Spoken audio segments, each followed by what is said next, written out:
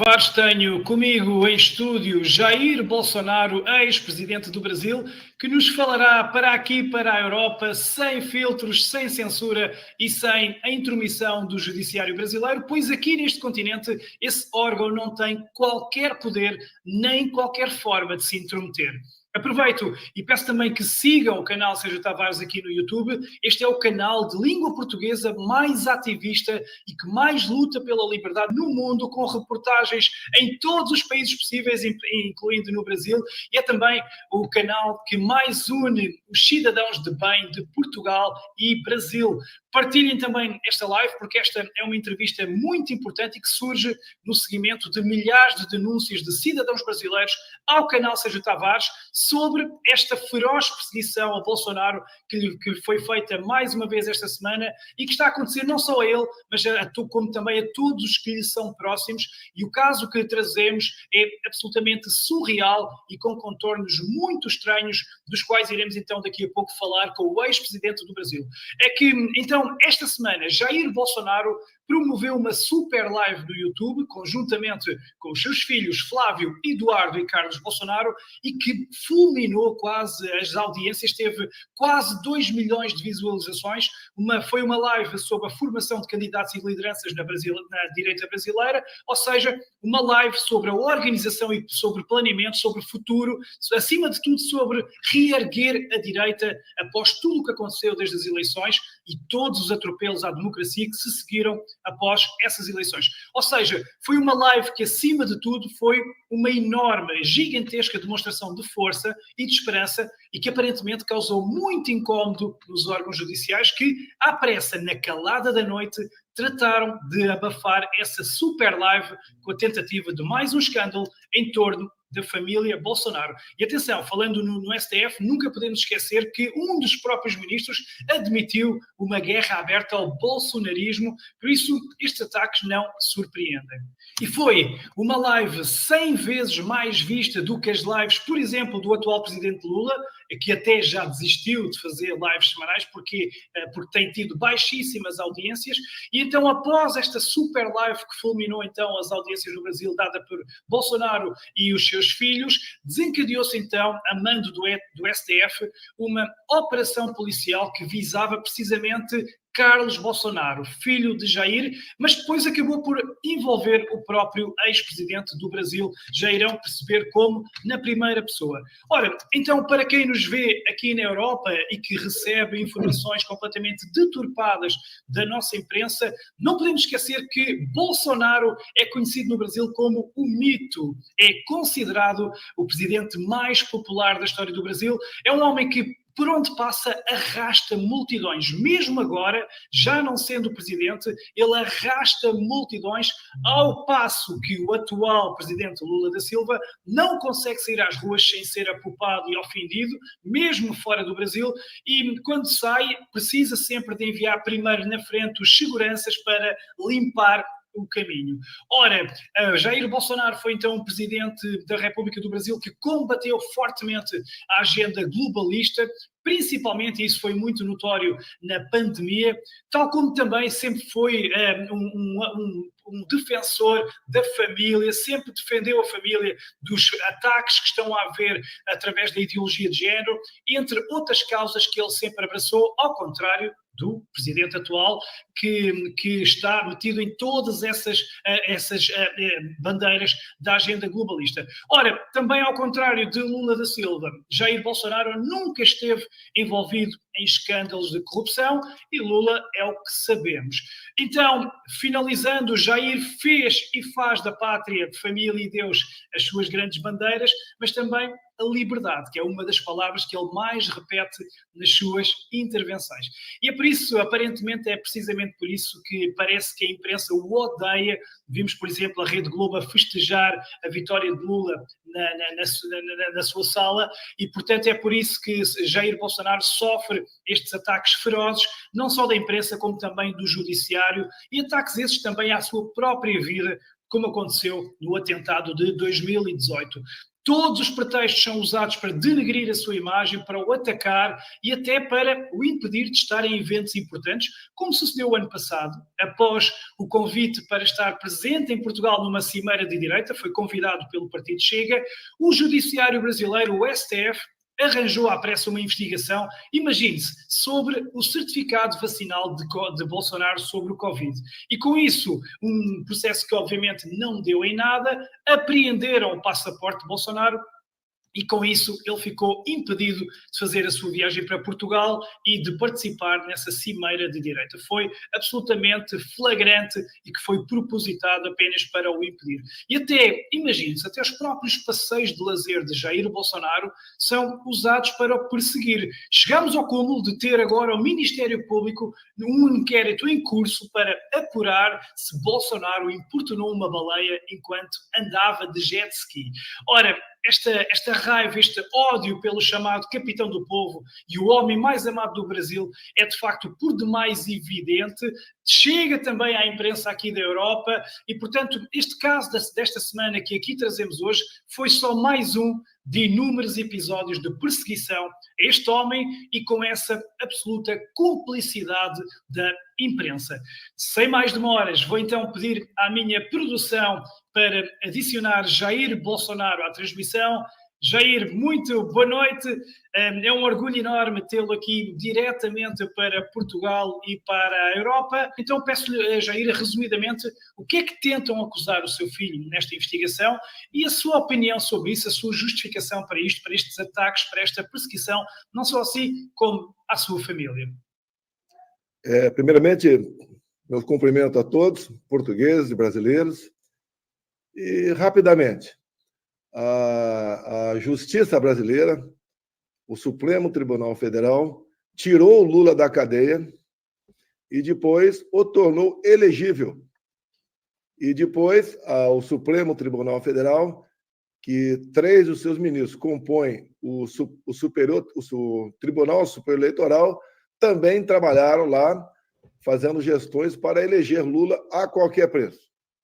Bem, acabaram as eleições do ano passado, ninguém consegue entender como Lula da Silva ganhou as eleições, com 50,9% dos votos.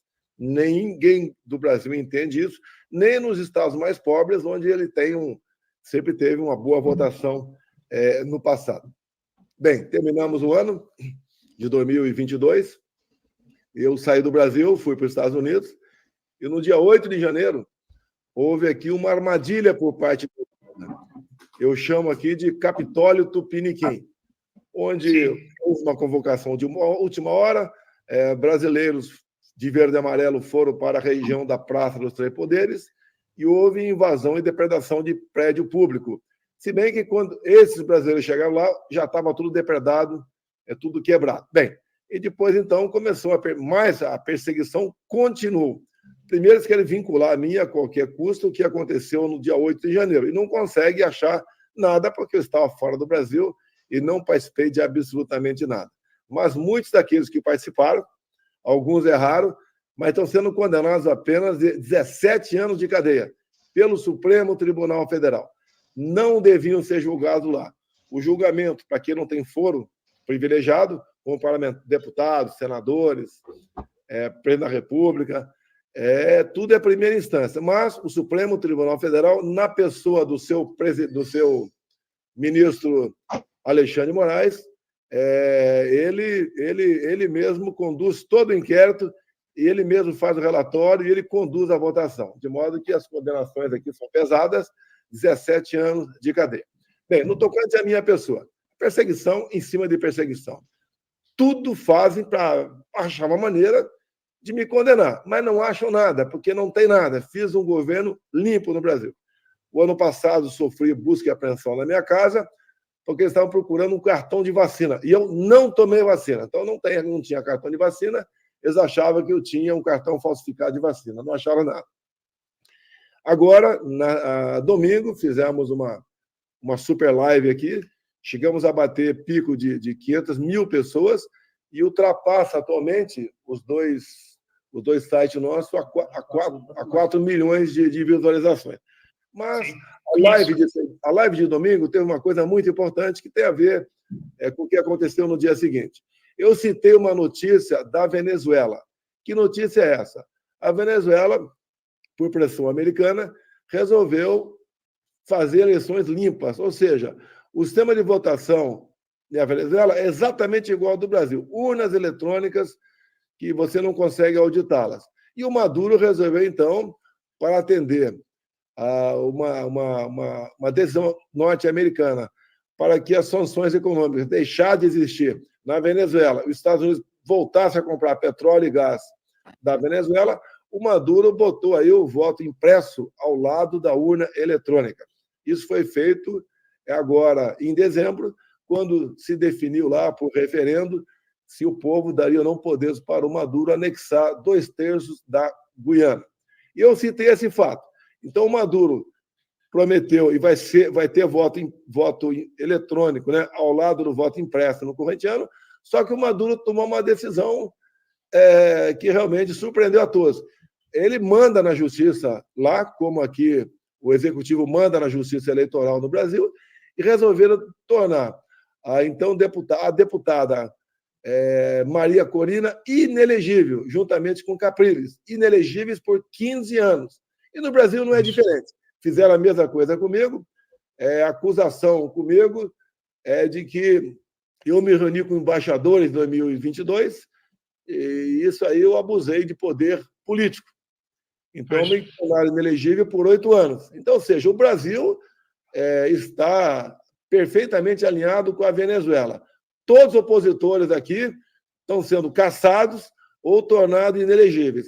Todas as ações do Tribunal Superior Eleitoral são em cima de deputados e senadores conservadores. Então, é a situação que o Brasil se encontra. Tenha muito a falar, é muito mais grave o que acontece no Brasil do que eu estou relatando agora. Estamos vivendo, sim, uma ditadura aqui, onde todos têm medo de usar o telefone celular e trocar informações na rede de WhatsApp.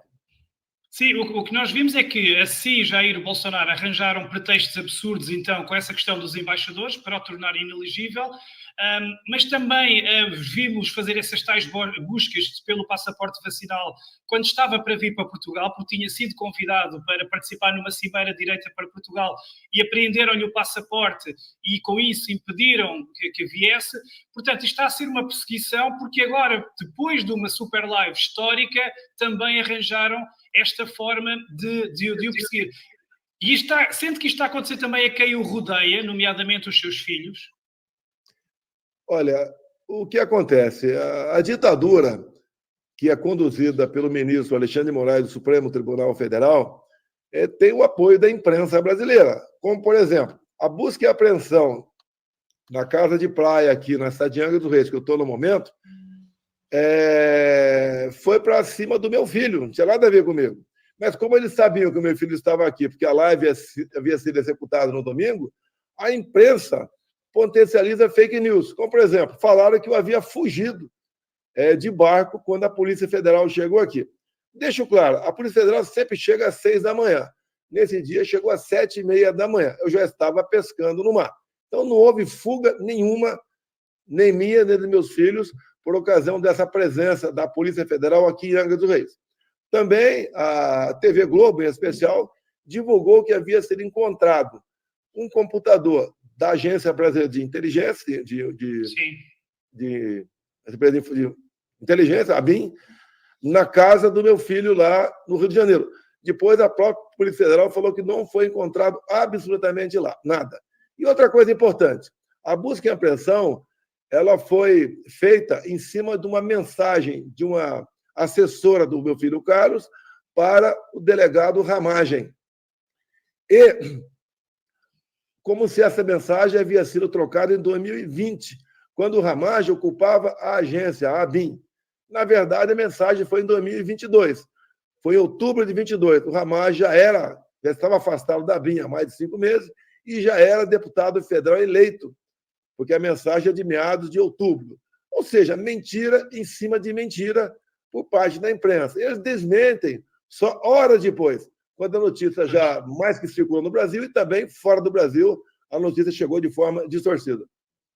Mas aqui a questão é que essas ordens do Supremo Tribunal Federal foram dadas na calada da noite, precisamente após a Super Live, que fulminou as audiências. Não acha que isto também mostra desespero e medo deles ao, assim, num ato desesperado, à meia da noite, de madrugada, mandarem fazer uma ação dessas junto da sua família?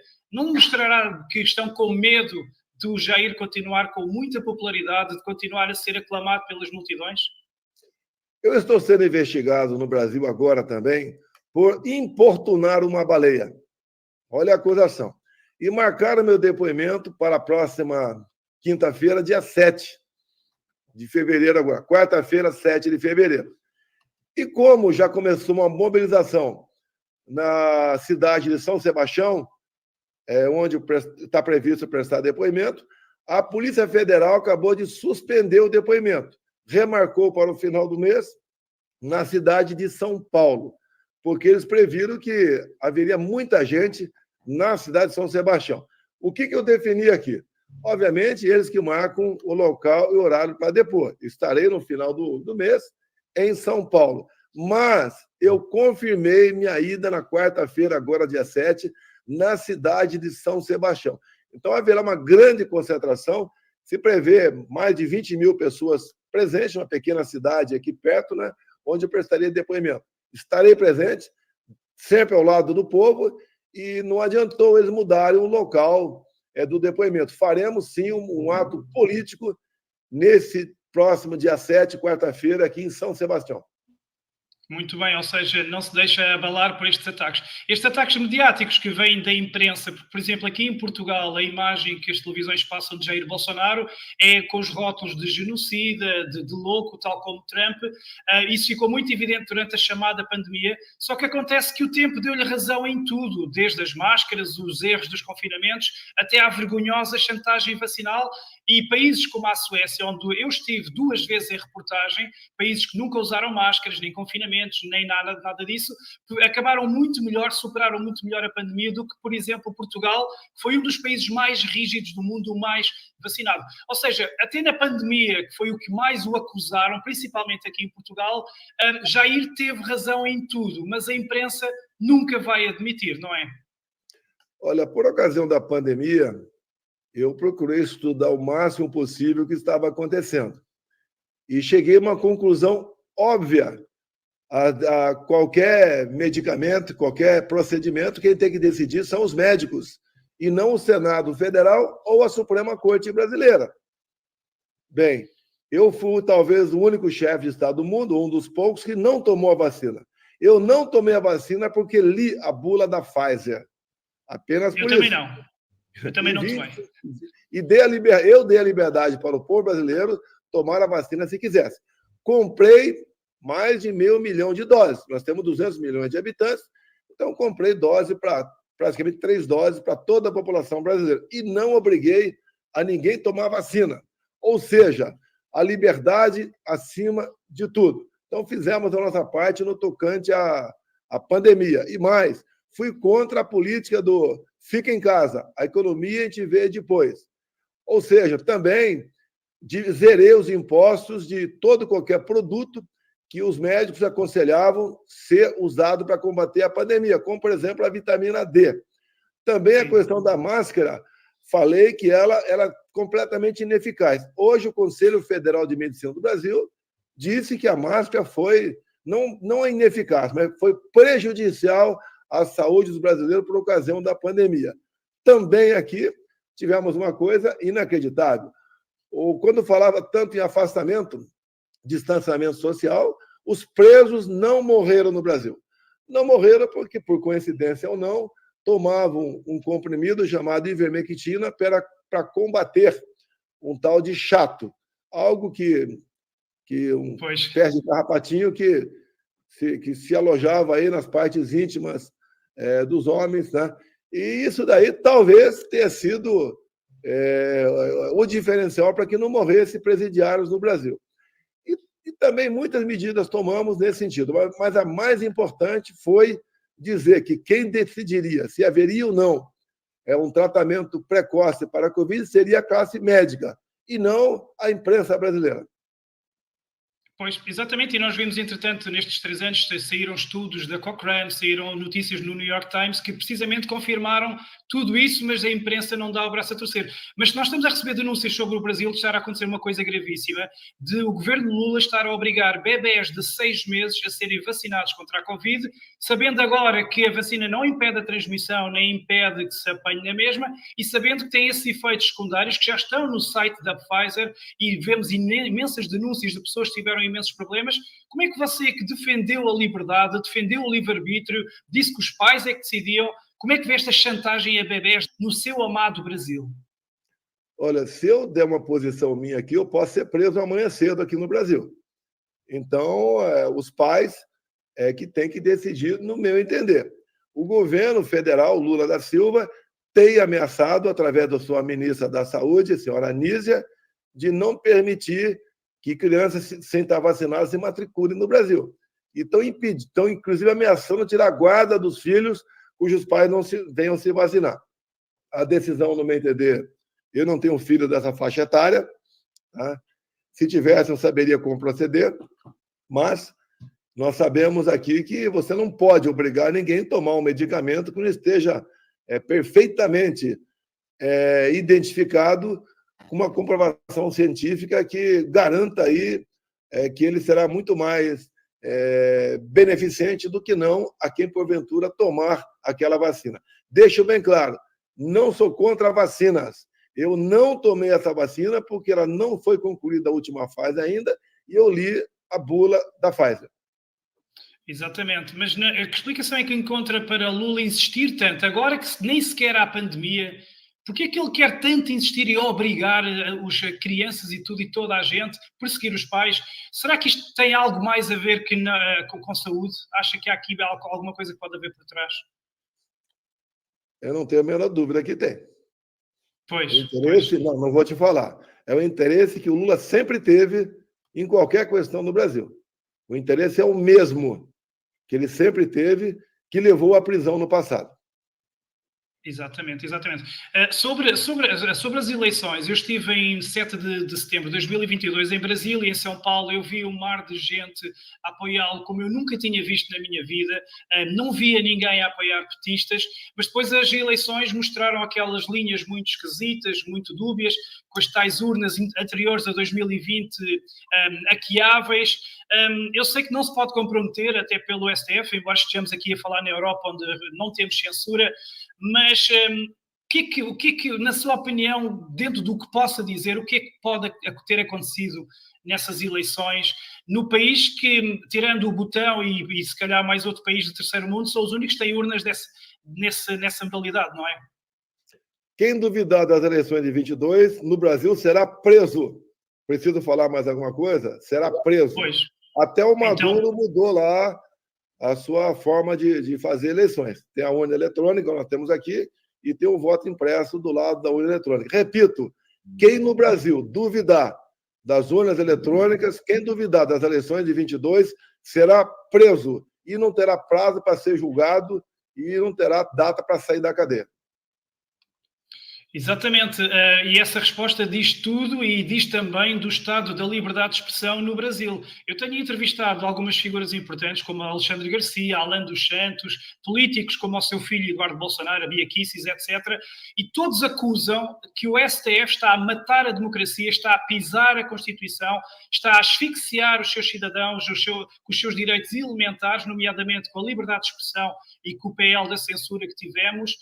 Quão grave é a situação no que diz respeito aos direitos e à liberdade da democracia aí no Brasil? Com menos de $1 milhão e um telefone celular, eu me elegi presidente da República em 2018. A esquerda, vendo meu crescimento, tentou me assassinar com a facada que eu recebi no dia 6 de setembro de 2018. O delegado da Polícia Federal, que fez um inquérito sobre o assassino, o Adélio Bispo, concluiu que o Adélio agiu de forma isolada. Bem, esse delegado, que teve essa conclusão, acabou de ser nomeado diretor de inteligência da Polícia Federal pelo senhor Lula da Silva. Ou seja, Lula presenteou esse delegado e chegou à conclusão que a facada que eu tomei foi um mero maluco que deu a facada em mim. E você pode ver, nesse mesmo dia, quase no mesmo horário que ele deu a facada em mim, uma pessoa tentou entrar na Câmara dos Deputados com um documento falso do Adélio Bispo. E por que isso? Se o Adélio tivesse, como ele deu a facada, se ele tivesse desaparecido ali, não fosse preso, poderia alegar que ele estava em Brasília. Seria o álibi perfeito. Nem isso a Polícia Federal investigou. No dia seguinte da facada, 6 de setembro de 2018, 3 advogados foram para Juiz de Fora, onde eu estava, então, hospitalizado com a facada, para defender o Adélio. Você pode ver, dia 7 de setembro, feriado nacional, 3 advogados, um com avião particular, vai para Juiz de Fora para defender a integridade do Adélio. Está na cara que não foi para isso. Foi para dar devido conforto ao Adélio, para ele ficar quieto, com toda a certeza, que nada aconteceria com ele. Pois, mas temos informações aqui na Europa, em Portugal, que estão a ser perseguidos jornalistas, parlamentares, às vezes alguns com crimes do futuro, e temos jornalistas como Alain dos Santos, que tiveram que fugir, temos imensos outros jornalistas que fugiram aqui para Portugal por causa da perseguição. Estão também a atacar todos aqueles jornalistas e profissionais que pensem diferente da esquerda e do governo? Olha, tem vários jornalistas que estão nos Estados Unidos, temos também no Paraguai, além de muitas pessoas do povo também. Porque a perseguição em cima de quem estava no dia 8 de janeiro do ano passado, lá na esplanada dos ministérios, continua. Então, ele sai daqui com medo de prisões. E já tivemos casos de condenações aqui de pessoas que nem estavam em Brasília. Ou seja, a perseguição é enorme em cima dos brasileiros. Vivemos, sim, uma ditadura em nosso Brasil, infelizmente. Mas e a questão do STF é que passa-se aqui a imagem que o STF é uma espécie de governo não eleito, acima do próprio governo, acima de tudo, absolutistas, que pisam a Constituição, mas que depois dizem frases como vencemos o bolsonarismo. Isto é real, essa situação, ter um Supremo que se gaba, se orgulha de ter vencido um candidato presidencial? Olha, a maioria dos ministros do Supremo comemoraram muito a eleição do Lula.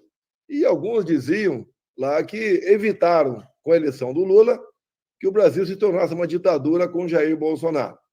Agora, nós sabemos que o Lula da Silva é ligado ao ditador Maduro, ao ditador Ortega da Nicarágua, ligado também ao regime cubano, o Partido Comunista do Brasil aqui, que é base de apoio do Lula, é ligado à Coreia do Norte.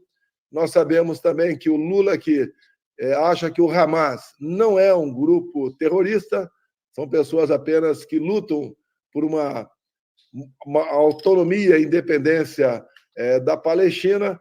Então, o Lula da Silva é ligado a esse tipo de gente. Como o Lula da Silva é ligado também às Farc, as Forças Armadas Revolucionárias da Colômbia, um grupo narco-terrorista lá da Colômbia. Então, o Lula é esse tipo de gente que desgasta os valores familiares do Brasil, que ataca quem produz no Brasil, como, por exemplo, ele detesta o agronegócio brasileiro, ele é contra o armamento do cidadão de bem, ele é um desarmamentista, ele ataca as religiões do Brasil, ele defende o aborto, defende a ideologia de gênero, ou seja, é uma péssima pessoa em todos os aspectos. E essa pessoa foi colocada lá por essas pessoas, no meu entender, ou foram ajudadas por essa pessoa, dizendo que ele fez voltar a democracia em nosso Brasil. Completamente diferente do sentimento da grande maioria do povo brasileiro. Como eu te disse agora há pouco, não haverá o depoimento no dia 7, quarta-feira, aqui na cidade de São Sebastião, aqui no estado de São Paulo, mas eu me farei presente. E vocês verão a forma que a população se aglomera, se junta e se faz presente para me ouvir. Lula da Silva não consegue ir tomar um refrigerante numa padaria aqui no Brasil. As eleições dele foram comemoradas apenas dentro dos presídios. Mas nem no Nordeste teve qualquer comemoração pela eleição do Lula. Sim, sim, sim, vamos precisamente ver imagens disso. Mas falou aí nos criminosos. No seu mandato, o Brasil estava em progresso, apesar da pandemia, estava a ter números impressionantes, a criminalidade estava a baixar e agora temos um governo que decidiu desarmar a população, decidiu descriminalizar os pequenos delitos, decidiu não punir os delinquentes, que agora sentem impunidade e os crimes dispararam. Nós temos recebido imagens de pilhagens, de crimes arbitrários a pessoas que estão numa moto em andamento. Piorou assim tanto a situação no Brasil com estas medidas que o presidente, que diz que é só para tomar uma cervejinha, portanto não faz mal a roubar um celular. Como é que está a situação?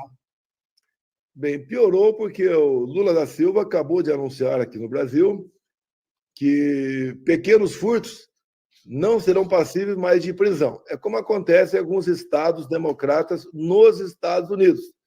Ele, com toda certeza, a tendência é definir um valor, né, ou apenas por ser furto, vai estar liberado no Brasil. Ou seja, além da maconha que está para ser liberada por parte do Supremo Tribunal Federal. Ou seja, ele está a tornar tudo possível. O aborto, a despenalização das drogas, a incentivar a criminalidade e tudo mais, daí ter piorado então a situação no Brasil. Por fim, eu vou-lhe agora então só uma última questão, tem a ver com o futuro. Já percebi que Jair está motivado para continuar a dar a cara pela direita, pelo bem. O Brasil está-se a reerguer depois do que aconteceu no 8 de janeiro. Eu tive a oportunidade de entrevistar alguns prisioneiros do 8 de janeiro que dizem que o STF tem sangue nas mãos. Já morreram pessoas do 8 de janeiro presas de forma arbitrária, pessoas que estavam presas apenas por estarem em frente aos quartéis e nem sequer tinham participado dos problemas. Mas estive também com o seu filho Eduardo Bolsonaro agora num seminário aqui em Portugal, que dizem que está na hora da direita se unir, fazer alianças com as direitas da Europa, com a direita de Portugal, daí também esta nossa entrevista, este nosso intercâmbio aqui. Vou-lhe pedir uma mensagem final para os eleitores da direita em Portugal, nomeadamente o Chega, que vai ter umas eleições muito importantes agora no dia 10 de março. A sua mensagem para os brasileiros também aqui em Portugal, que veem estas notícias terríveis que se passam no seu país amado. Então, uma mensagem dupla. Primeiro para os seus conterrâneos aqui em Portugal e depois também para os portugueses de direita, que vão ter eleições essenciais. Primeiro, antes de responder a tua pergunta, dizer que alguns jornais do Brasil estão criticando o presidente Maduro, que tornou inelegíveis os seus opositores. Mas não falam que aqui foi um trabalho da Justiça Eleitoral, que o Lula tem dominância, que me tornaram inelegível também. Então, eles estão defendendo que a Maria Corina, na Venezuela, dispute a eleição, volte a ser elegível, mas não toca o meu nome no tocante a isso. No mais, nós temos que reagir. Reagir como? Eu uso muito a Bíblia aqui, certos versículos, para nos fortalecer. E tem um versículo que diz, né? Por falta de conhecimento, o meu povo pereceu. Ou seja, nós devemos conversar com quem está do nosso lado, os mais humildes, para mostrar os malefícios do comunismo, do socialismo, dos partidos de esquerda no Brasil e no mundo, para nós mudarmos a situação. Não podemos ficar calados, caso contrário, eles vão dominar. Se a vida de vocês não está fácil hoje, pode ter certeza que ela ficará muito mais difícil no futuro se nós aí não lutarmos. Então, a todos os portugueses, pessoal da Europa, América do Sul, vamos lutar por nossos países, por Deus, pátria, família, liberdade, por liberdade de expressão, por liberdade econômica. Vamos lutar pelo legítimo direito à defesa. Vamos fazer a nossa parte. Vamos continuar lutando, porque nós temos como vencer essa batalha. Não vai ser fácil, mas eu tenho muita esperança, muita fé em Deus, em primeiro lugar, que nós venceremos essa batalha. Exatamente, e referiu aí liberdade, tantas vezes que eu ouvi falar na palavra liberdade, é incrível ter visto um presidente como Jair Bolsonaro a entoar tantas vezes e enunciar essa palavra. Jair Bolsonaro, muito obrigado pelo seu tempo, pela sua entrevista para Portugal, esperemos que chegue muito longe esta mensagem, estão a acontecer coisas gravíssimas no Brasil, o canal Sexta Abaixo tem recebido pedidos de ajuda aos milhares para denunciarmos os atropelos que está a haver à democracia, portanto é muito importante este seu testemunho. Muito obrigado, Jair, felicidades e até breve.